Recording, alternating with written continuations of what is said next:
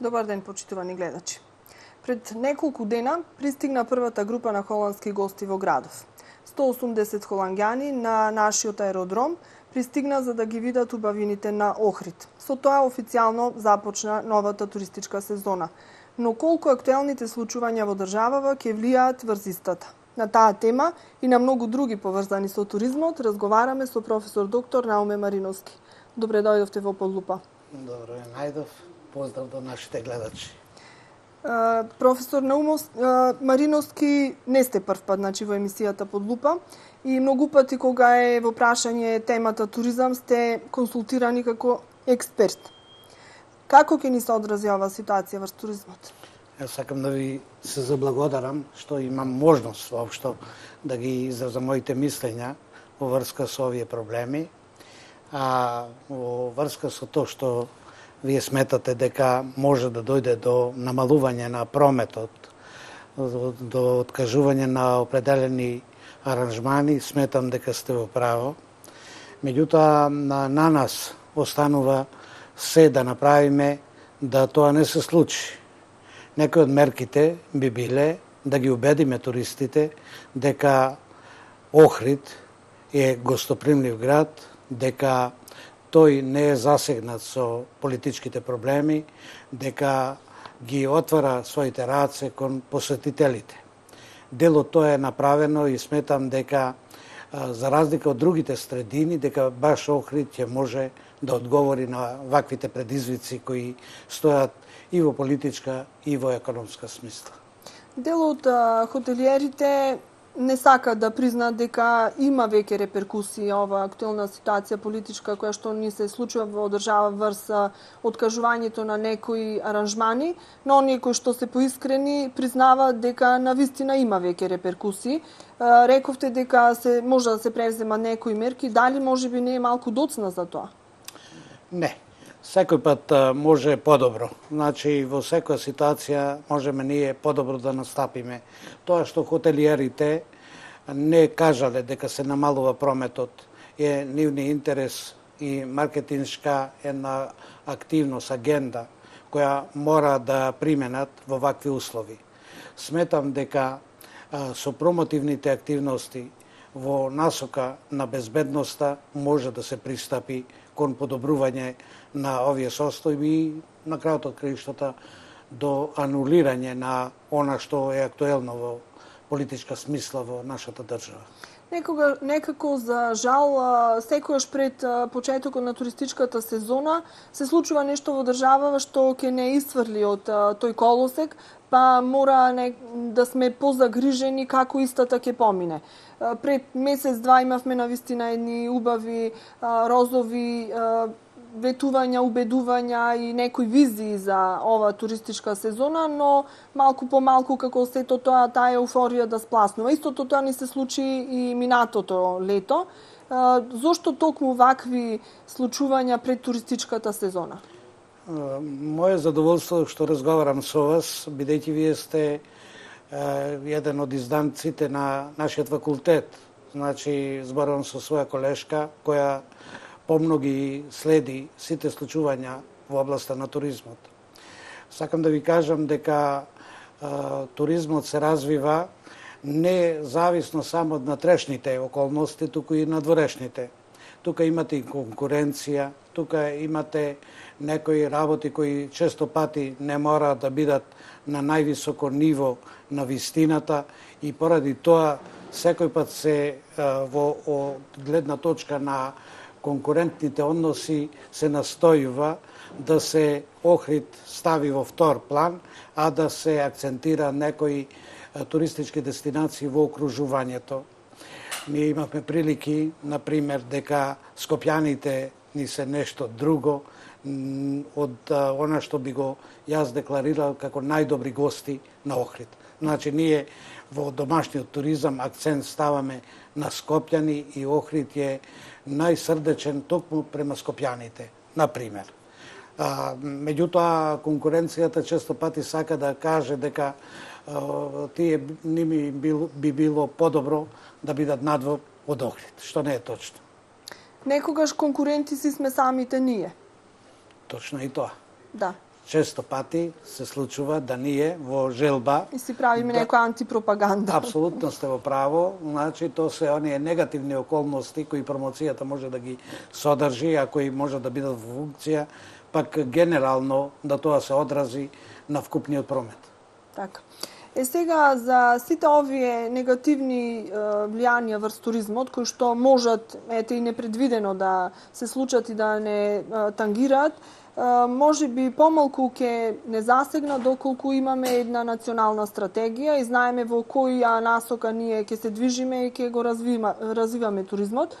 Имаме многу пати разговарано токму со вас на оваа тема, затоа што може би сте и најкомпетентен бидејќи имате во повеќе наврати учествувано во изготвување на ваквите барем нацрт стратегии, затоа што се уште ја немаме таа финална верзија на стратегијата, ниту национална, ниту локална. И затоа ќе ве запрашам од нашиот последен разговор што го водевме некаде пред 2 години, што се случи досега? Се уште ја немаме националната стратегија. Так. Значи, нашата стратегија, националната стратегија, имаше рок или период од 2009 до 2013 година и тој рок по мене за стратешки планирање е доста кус. Значи, најмалку треба стратегијата да биде од 10 години и повеќе од 10 години. Најдобра би била стратегија ако е од 20 годишен период, тоа се вика тие долгорочни стратегии. За жал, често пати ние поради можеби и политичките случувања и поради економските односи пристапуваме кон изготвување на среднорочни стратешки документи кои често пати кога ќе помине периодот постануваат безпредметни. Така се случи и со таа стратегија, бидејќи тој период беше многу кус и мораше да се интервенира.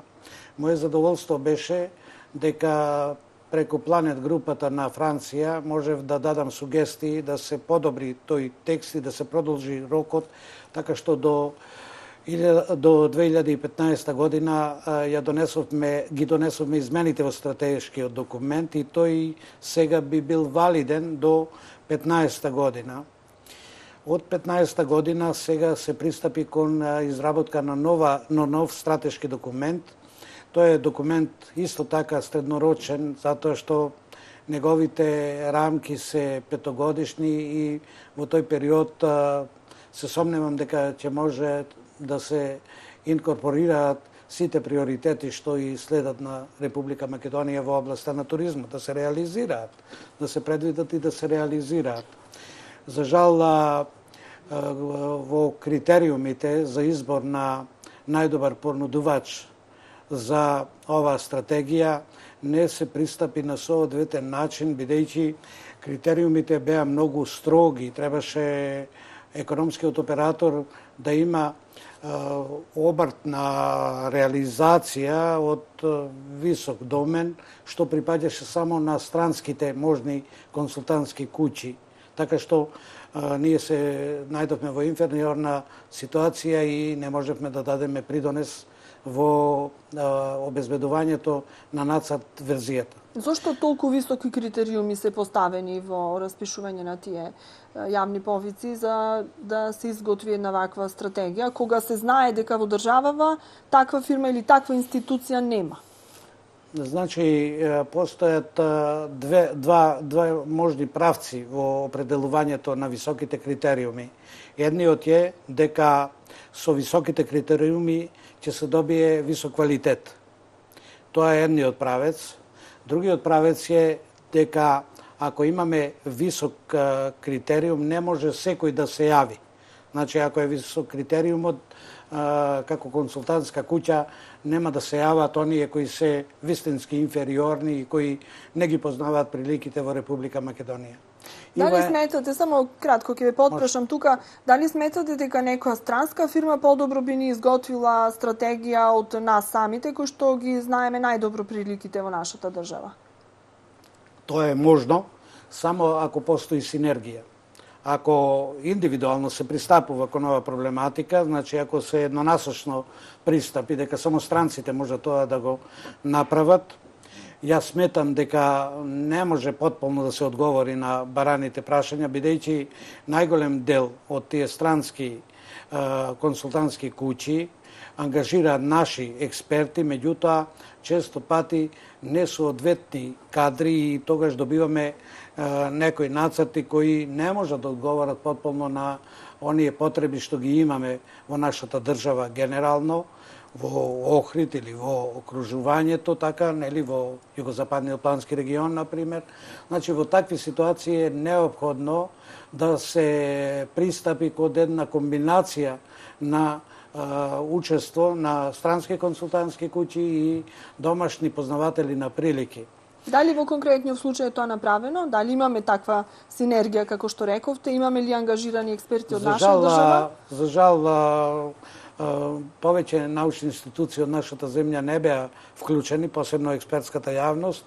И првиот нацрт кој допре до нашата институција, беше детално анализиран и ние ставивме сериозни забелешки и на рокови, носители, мерки, активности, на сите компоненти кои треба да ги има еден стратешки документ. Што најмногу и недостасуваше на таа нацрт верзија на стратегијата? Право да ви кажам, јас генерално, ако зборувам за тој нацрт, сакам да ви кажам дека во него имаше дисонанција во смисла на тоа дека се форсира некои форми на туристички производи, туристичка понуда, кои се и релевантни за Република Македонија и кои не може да го поттикнат туристичкиот развој. Туристичкиот развој, јас се зборувам, се извинувам, само од моја гледна точка. Точно. Значи, стратешките документи треба прво да направат анализа на претходните документи, да увидат што не е направено, да врз основа на тоа што не е направено, извршат можни солуции во смисла на планирање на периоди, динамика, можни временски рамки, носители, извршители и на крајот да дадат една финансиска рамка и извори на приходи, односно да се направи мониторинг на тоа што може да се реализира во наредниот период. А тоа без друго дека овде го немаме. Искрено ќе ве запрашам, дали сметате дека за скоро време ќе добиеме една квалитетна стратегија за развој на туризмот, национална пред се, а потоа ќе зборуваме подоцна во емисијата и за локална?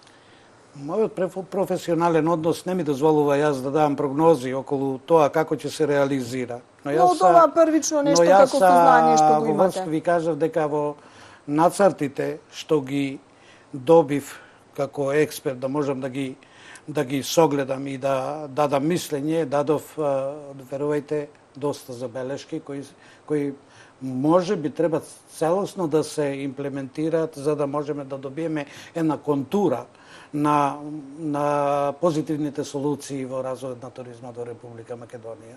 Значи, например, во поглед на приоритети не постои приоритизација по во пондерациона смисла. Значи, не е извршена пондерација за да видиме ние што е пред, а што покасно и така. Имаме и други многу сериозни и вака забелешки во тој поглед. Само да сублимираме, значи таа стратегија не треба да биде само едно парче хартија и ставени куп некои критериуми кои што би требало да ги испочитуваме ако се владееме по таа стратегија, туку на вистина таа да може да биде функционална, значи значи да биде долгорочна како што рековме. Не се прави од денес за утре, туку треба да ни биде значи на визија како туризмот ќе се развива во иднина. Дозволите ми да кажам дека стратешкиот документ, тој врвниот стратешки документ, ги повлекува сите други документи. Тоа е таа синергија за која јас зборував во смисла на ако основата не е како што треба. Значи, ако централниот документ не се изведе на начин на кој ќе ги привлече другите документи, тогаш сите други документи не се безпредметни, не може да се вклопат во рамките на таа национална стратегија. Таа треба заправо да биде водич во периоди што треба да се направи. Значи, колку имаме средства, колку треба средства да одвоиме за да можеме некоја активност да ја реализираме. И се вие, ако тоа првично го ставите вон контекст, тогаш едноставно не е можно, значи, било како вие да импровизирате, да донесувате под стратегии или било какви документи, едноставно тие не може да функционираат, бидејќи стратешкиот документ повлекува законодавност. Тоа е најсуштествената категорија која ја носи стратешкиот документ. Значи, за секој дел од тој стратешки документ треба да се пристапи со критички осврт за позитивни и негативни околности, за позитивни и негативни одрази што би ги имал тој документ. Така. Не случајно го започнав разговорот и ги поврзав, значи, актуелната ситуација во државава со стратегијата, затоа што кога ќе имаш од однапред некаков план за нешто што би можело да се случи, полесно ќе можеш да реагираш и навреме некако да ги намалиш последиците од сето тоа. Сега една позитивна иницијатива на локалната и на секторот за туризам и локален економски развој, што почна да се изготвува и една локална стратегија, значи на микро ниво, да речам, на ниво на нашиот град, што е исто многу добро. Тука бевте и вие како факултет за туризам и гостителство вклучени, но до каде се работите? Дали и вие работите на таа стратегија или некој друг треба да изготвува? Значи, во овој случај исто така, носител на активностите Свис Контакт, а факултетот за туризам има само една маргинална улога, би рекол, во смисла на обезбедување на мислење како и секоја друга засегната страна. Значи, сега дозволите ми вака да објаснам дека кога подготвувате стратешки документи, морате да имате засегнати страни, значи тие се бројни, тие одат од владата на локално ниво, па невладиниот сектор, професионалните здруженија и така натаму. Во делот на образовните можности е вклучен и факултетот за туризам и угостителство. Меѓутоа, директен чинител на креирање на стратегијата факултетот не е дефинитивно. Сметам дека... А зошто? Од оние исти причини за кои што малку прее зборувавме во третманот на можните апликанти.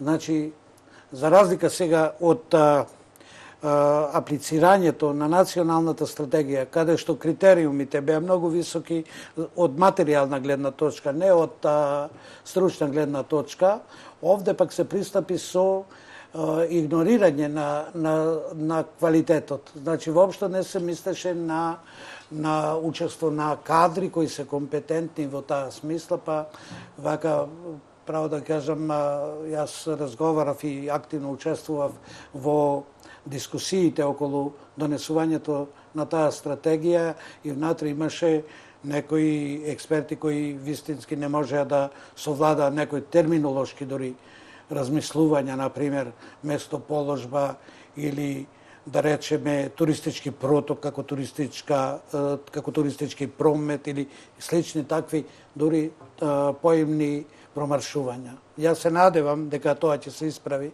и дека ќе можеме да инаку што се однесува до стратегијата за Охрид, имаме веќе 2 нацрти.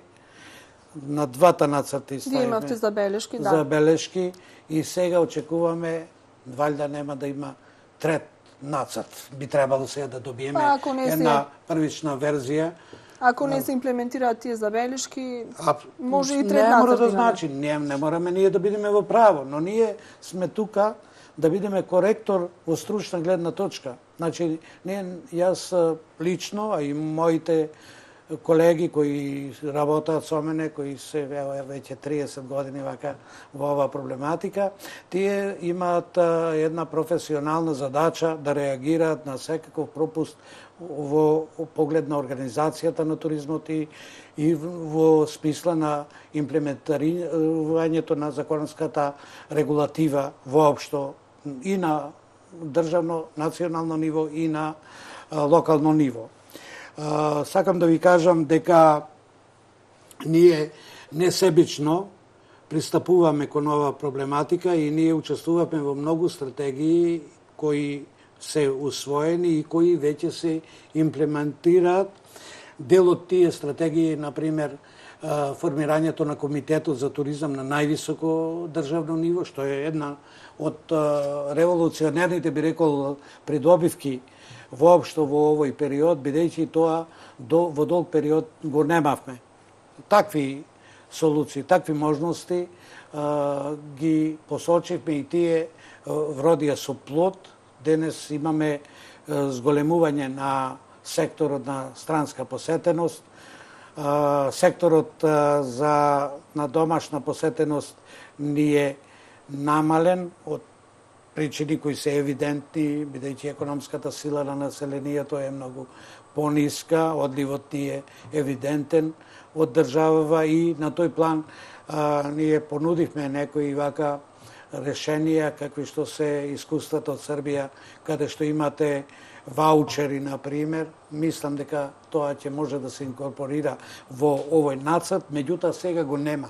Значи, во овие два нацрти сега што ги имаме, такви солуции немаме. Ке ја пратиме ние ситуацијата и понатаму. Сигурна сум дека уште некоја емисија ќе реализираме на оваа тема, додека се донесат и националната и локалната стратегија, но ако, како велат, ако е забаено, да не е забораено, значи барем да биде квалитетно направено тоа што ќе биде направено. Ние имаме стратегија за оваа емисија и сега по таа стратегија треба да најавам реклами.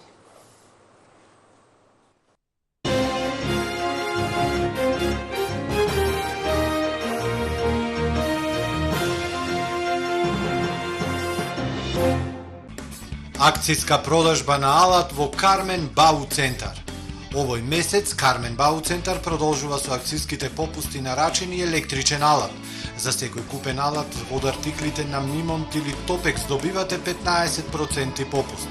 За Рехау, Топекс или Валери Градинарски алат добивате 20% попуст. За секој купен електричен алат од артиклите на електромашинен или метабо добивате 15% попуст, а на графите или верто 20%. Акцијскиот попуст на Кармен Бау Центар ќе трае до 15 мај.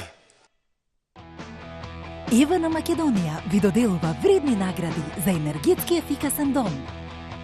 Ажурирајте ги вашите податоци во Евана Македонија и играјте за вредносни ваучери од 100.000 или 30.000 денари за целосно опремување на домот. А дел од корисниците може да добијат и сет за енергетска ефикасност. Проверете дали сте добитник на evana.mk. Евана, секогаш тука за вас. Деветто одделенци, коледжот Јахја Кемал е вистинското место за подобри можности и светла иднина. Искористете ја можноста и бидете дел од Јахја Кемал. Побрзајте и пријавете се. Уписите се во тек. www.steeringtrade.com.mk Нудиме широк асортиман на квалитетни сертифицирани резервни делови по најповолни цени, со дополнителни 10% попуст за сите веб порачки. Вршиме комплетно опремување на автосервиси со апарати од германско и италијанско производство, цена по договор. И секако, ви ги нудиме најдобрите моторни именувачки масла Пенасол, произведени во Германија. steeringtrade.com.mk Природната и органска храна е основата на здравиот начин на живење. Биокосмос Македонија со повеќе од 10 години искуство во производството и трговијата со природна и органска храна во служба на вашето здравје. Од широката палета на производи, Биокосмос ви ги нуди безглутенските и макробиотски производи, супер храната, жита и семиња, мусли и снегулки, тестенини, закуски, суплементи и козметика. Внимателно избрано, квалитетно и здраво. Биокосмос. Јас сум дете мало меченино, нудам нешто природно и фино. Нови вкусни кашички за сите срикни малечки. Лино, мојата прва лажичка. Хит акција во Бако. Орев јатка за неверојатни 430 денари за килограм. Кикиритки печени 160 денари. Суво грозје бело 220 денари. Смокви суви паковани 50 денари. Вкус кој не се заборава.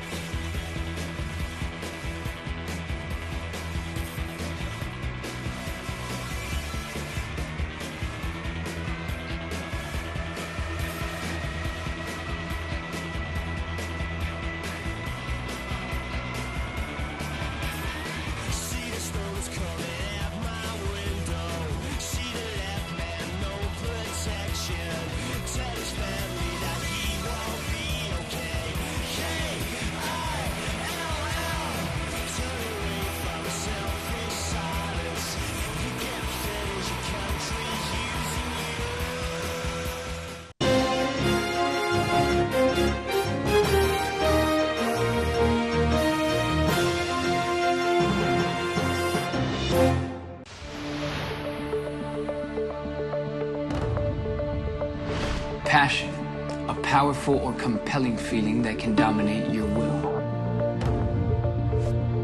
It can unsettle any sense of reason, such as love, hate, and jealousy.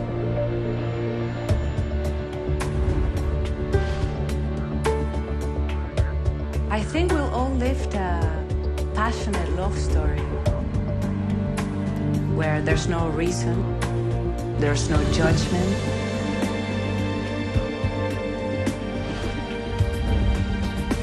Where only the walls can keep secrets. And where the forbidden Can be the most desirable.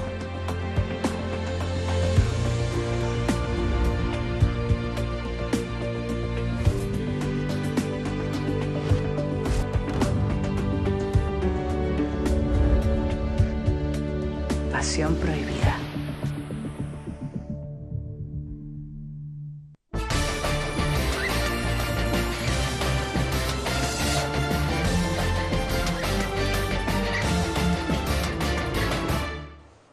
Profesore Marinovski, продолжуваме ние со нашиот разговор.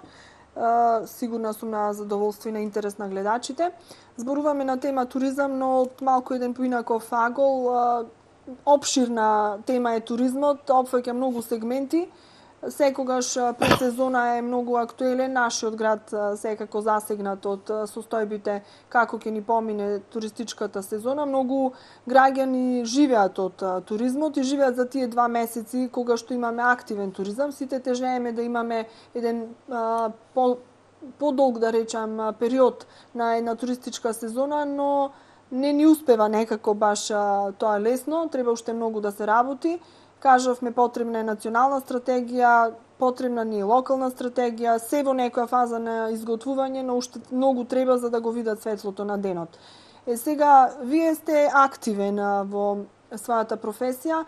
Не е туризмот професија каде што можеш да се образоваш и тука да застанеш. Значи, мора постојано да ги пратиш сите текови и актуелни, и светски, и локални, да се надградуваш, затоа што е една движечка сила во економијата.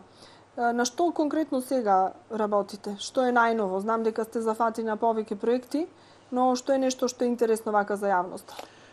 Добро, вие добро констатиравте дека нема професија која би била конечна во развојот. Значи, сите наши колеги, сите наши соработници се грижат да максимално ги искористат своите потенцијали, да ги внесат во науката и да дадат придонес во таа смисла.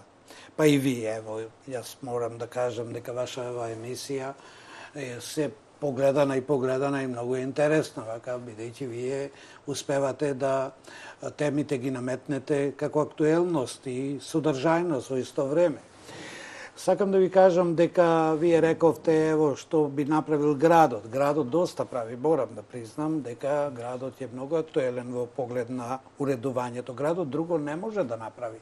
Значи, ние треба да создадеме услови и тоа треба да биде дел од стратегијата. А тоа мене ми пречи што го немаме во стратешките документи. Токму она што ни е најпотребно, например, дека градот дозволи субвенционирање на туристичката такса.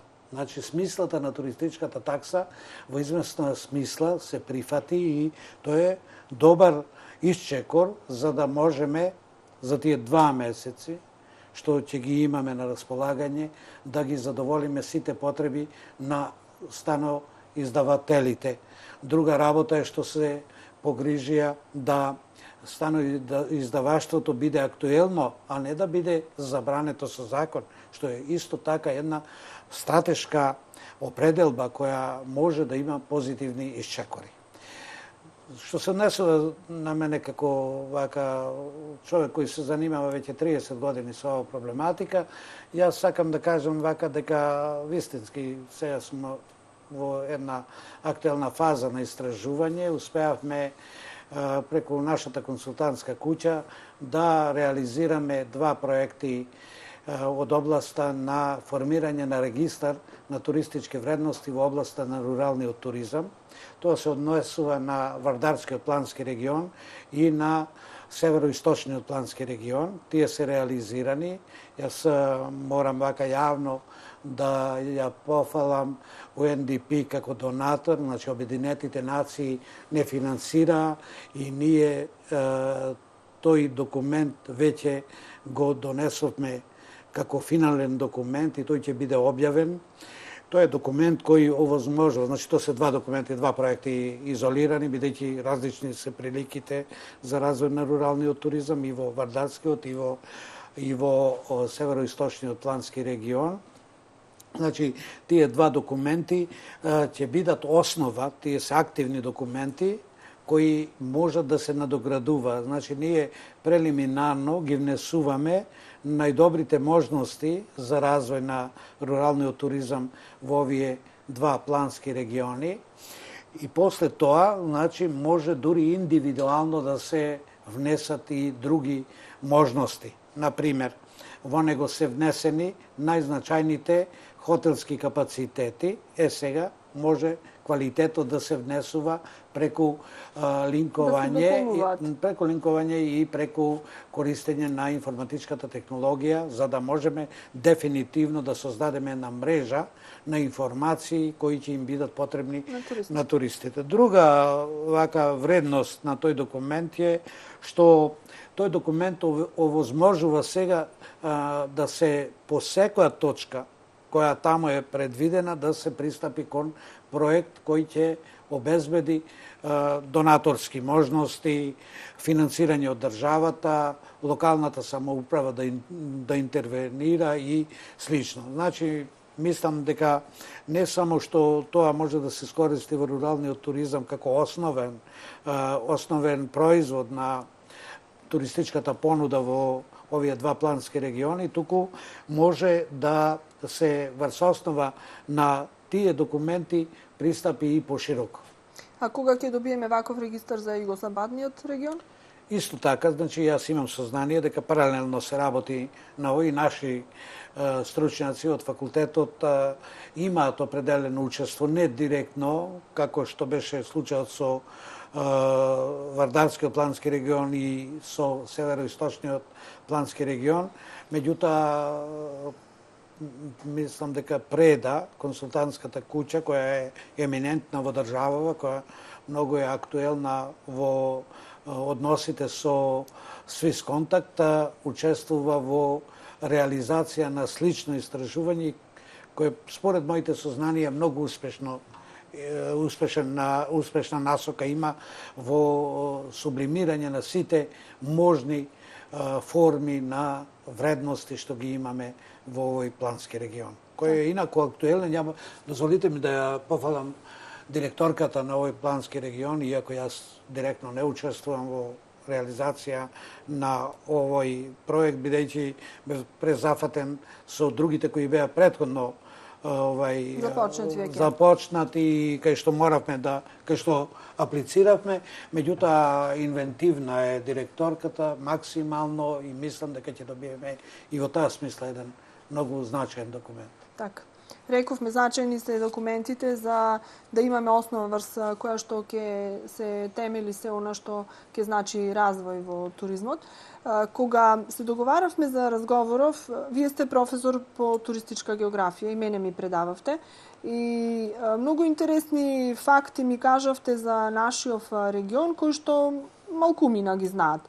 Вие се занимавате, значи, со тоа, сте истражувале, сте откривале, но луѓето кои што, се туризмолози, се занимаваат со туризмот, многу малку знаат и уште помалку пак ги искористиле, ги валоризирале во туристички цели, затоа што во некои држави во светот и во некои развиени туристички центри од еден камен ќе направат приказна, а кај нас имаме такви реткости за кои што речи си никој да не знае од нашите простори, а камоли туристите.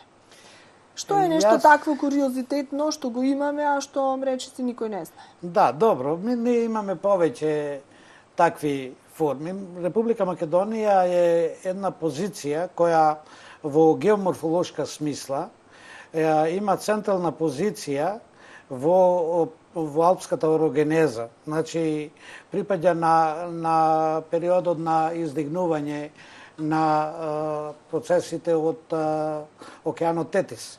И то малку се пред туристичката публика малку се презентира. Јас имав една прилика да бидам во еден проект од норвешката влада, заедно со мојот колега Саше Коруновски, кој е ректор на нашиот универзитет, во обуките на туристичките водичи. И тука е најбитна таа приказка за која вие рековте. Сега, кои би биле тие? Значи, пиетет треба да се даде на она што го нема. И ние тоа во туристичката валоризација го нарекуваме куриозитет. Например, дека Македонија... Или реткост, за оние на кои што не им е познат тој збор. Тој термин подразбира реткост, маркантност, најнешто, што е, значи, нешто најголемо, највпечатливо, нешто што е неповторливо, екзотично. Значи, куриозитетот има повеќе димензионални категории за објаснување. Но сите тие се во контекст, значи не се во контекст на презентација. И, например, ние многу малку сме кажале дека сме вулкански активна земја. Значи, таа вулканска активност ние тука со мофетата, а многу малку луѓе би размислувале дека е можно тоа воопшто во Република Македонија. Понатака, таа вулканска активност е сврзана со сеизмичноста и ние не сме презентирале колкави сеизмички активности постојат на нашиве терени. Понатака, ако пристапите кон, беше актуелно колку е старо Охридското езеро, и ние 2 милиони 3 милиони лицитација имавме вака, за да можеме да бидеме што постари. Не. Земјата си има старост колку што и прилега. Таа постанала пред негде околу 4 милиарди години, значи генерално, и таа се е динамична и постојано се обликува, така што од првичните форми останале некои форми кои денес можеме куриозитетно да ги наблюдуваме. Таква е, например, абразијата, која многу малку луѓе во нашиот простор ја знаат, а то се абразивните тераси кои се на 900 метри, што зборува за тоа дека, например, Охридското езеро било езеро кое било поврзано со Преспанското езеро, Кичевијата и така. Значи, дека изникнало од океанските длабочини, а докази се токму тие абразивни тераси кои мораме да ги обележиме за да кажеме, ево, имаме абразивна тераса на 900 метри.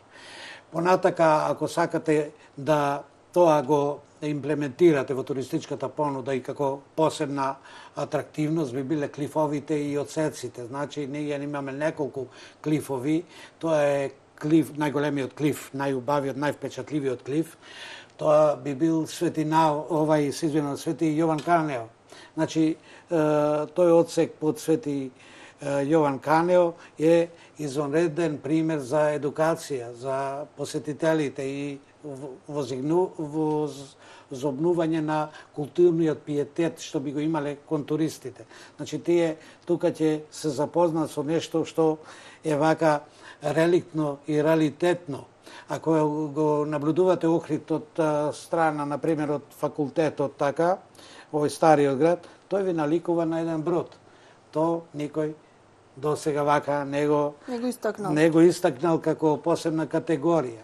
Па, од феномените го имате гробот на Свети Наум со срцето, што е многу познато, али не е доволно промовирано. Така, значи, тоа е светец кој припаѓа не само на ориенталниот, православниот свет, него припаѓа и на католичкиот свет, бидејќи е тој период од пред 1054 година. Дори многу муслимани го посетуваат ова место. Апсолутно сте во право. Значи, поради тој феномен. Па имате бифуркација која е единствена, која во Македонија многу воопшто ја нема на друго место во таа форма. Ние имаме бифуркации кои се однесуваат на проток од едно сливно подрачје во друго, меѓутоа во рамките на самата држава. Овде имаме една бифуркација на ѓавато која оди меѓу сливот на Егејското и Јадранското море. Инаку бифуркација е од еден извор, водата се грана на две страни, така и такви работи. Во случајов во две сливни подрачја. И то морски, океански практично, така, значи дека прилегаат на две мориња. Тоа е малку веројатно дека обичните луѓе би можеле тоа да го осмислат, да го видат така ако не им се презентира. Затоа беа тие обуки. Дали сте размислувале се тоа да го ставите на хартија? Овие се веќе ставени кај мене, значи во мојот учебник јас не во учебник, значи во некоја друга форма, можеби некој проект во иднина или можна, мислам, тоа би било сублимат на она што е веќе истражено, што веќе го имаме. Таа солуција не е лоша, вака да се искористи, можеби во наредниот период. Од другите работи сега ми се објави една книга во Србија која се однесува на нивните потенцијали што ги имат, а тоа е многу битно за меѓусебната соработка што ја имаме. И последно актуелно, што да ви кажам, работам на туризмот и руралниот развој како општа категорија. Значи, се работи за нешто што прилега на современите текови во светот. Тоа е препорака на Светската туристичка организација и финансиските средства ги доделуваат токму Обединетите нации. Колку теоријата е во чекор со праксата? Бидејќи од ова што ми го кажавте претходно, можам да заклучам дека вие конкретно, бидејќи со вас денес во Лупа разговараме, активно работите на разни теми и полиња од областа на туризмот. Но сето тоа некако во практична смисла не е многу застапено. Значи, дали сте во еден чекор или сте во расчекор?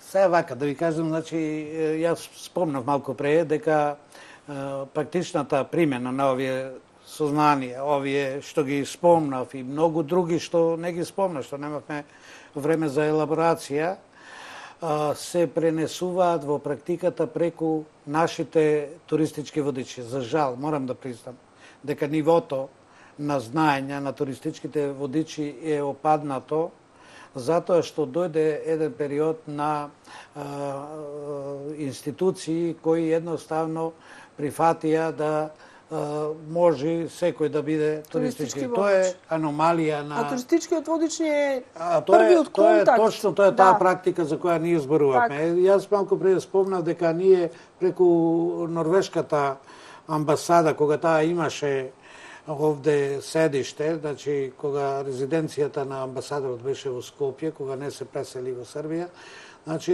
имавме добра соработка и реализиравме неколку практични такви огледни, би рекол, водења, и тогаш можевме и за сешот, и за абразиите, и за другите форми. Не се тие присутни само во природата, туку ги имаме и во општествената сфера. Значи, сите тие се богатство на Република Македонија и тоа не е само од локален карактер, туку нивната димензија како вредност е многу поширока. И таа поширока димензија дава за право да тие што ја почувствуваат например, во окружувањето, да можат да пристапат кон вакви простори како што е Охрид, например.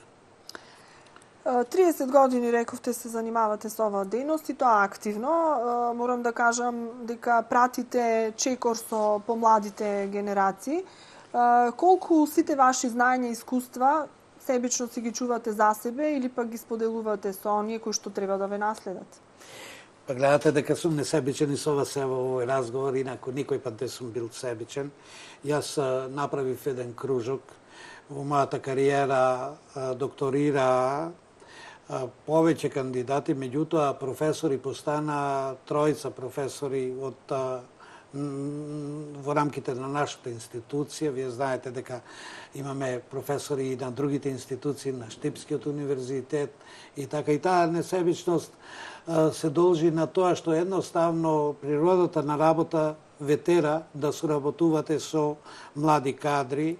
Например, Иванка Несторовска, која е мој изданок, е многу активна во сиве овие процеси. Имам еден перфектен асистент, Михаил Ристески, кој ревносно стои со мене и мислам дека ќе биде еден од најголемите експерти од оваа област, дека сиве овие сознанија што ги имам ги пренесов на нив и тие вака несебично ми одговараат со нивните перформанси што ги имаат во областта на науката.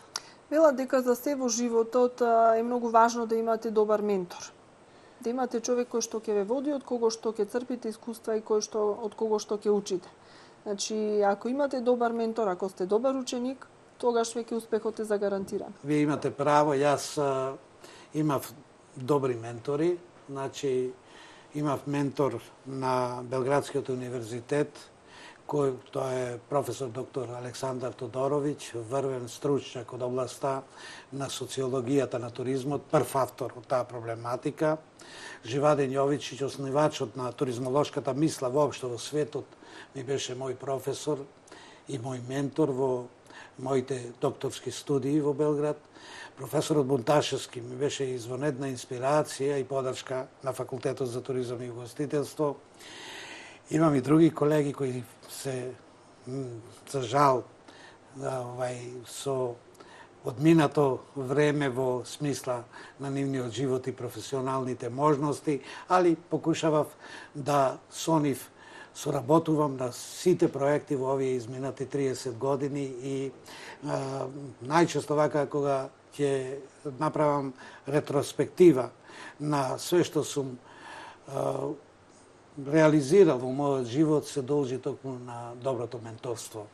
Доброто менторство со критиките што ми ги давале е најдобрата можност за да можете да напредувате. Ако тоа го немате, јас се извинам што не го спомнав, тоа е Александар Стојмилов, мојот рецензент на сите мои учебници во почетокот на мојата кариера, кој ме насочуваше колкав дури да биде обемот на една тематска единица, не да ви ја претерате. Например, јас имав една можност за рибите, да напишам, например, 20 на страни, а за планините да ми останат 5 страни. И тој многу ревностно ме коригираше дека таква можност не е добра, дека мораме во секоја тематска единица да осмислиме колку треба да им пренесеме знаење на другите. Да имаме баланс во се. Апсолутно. Мора да избалансираме. Балансот, да ви кажам, е основа на сите наши постигања.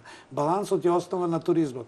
Балансот е основа на животот. Балансот е основа на постоењето на светот. Значи, сите небески тела, цело со звезди се базира на балансите и дисбалансите. Значи, така и во туризмот имате туристички потреби кои се балансирана категорија. Без да ви едноставно не можете, али е многу битно во балансирањето да осмислите што ќе дисбалансира. Дали ќе дојде до пореметување на балансот. И ова што ме прашувавте на почетокот е во рамките на балансот.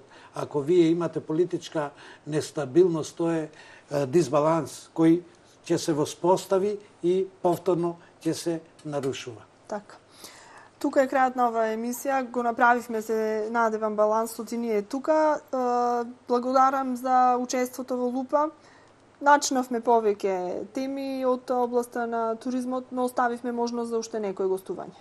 Ви благодарам што има прилика вака дел и од моите знаења да ги презентирам пред публиката која не следи, макар што тоа повеќе прилега на академската средина каде што предавам, меѓутоа мислам дека не беше на одмет и пошироката публика тоа да го чуе. Секако. Благодарам што ме примивте во оваа емисија. Благодарам уште еднаш.